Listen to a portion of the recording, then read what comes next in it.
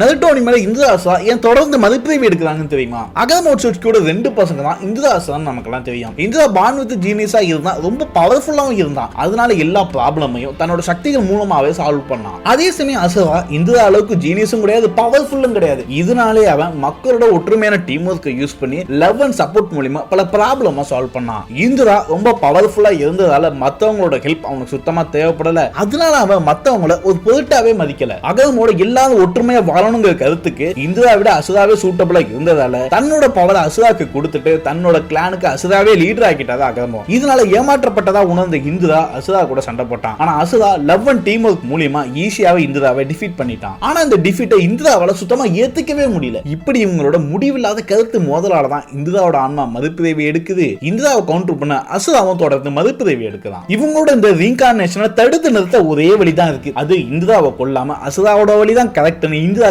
புரிய வைக்கிறது மூலமா இவங்க ரெண்டு பேரோட ரீகார்னேஷனை தடுக்க முடியும். இப்படிதான் நருட்டோ சாஸ்கேக்கு புரிய வச்சு இந்திரா அசுராவோட ரீகார்னேஷனை முடிவுக்கு கொண்டு வந்தான். அனிமேல ஏன் இவங்க தொடர்ந்து மதிப்பீடு எடுக்கிறாங்கன்னு டைரக்டா சொல்லாம விட்டாலும் இது நாங்க அனிமே பார்த்ததை வச்சு கெஸ் பண்ண ஒரு விஷயம் தான். இதை பத்தி நீங்க என்ன நினைக்கிறீங்கன்னு மறக்காம கமெண்ட் செக்ஷன்ல சொல்லுங்க.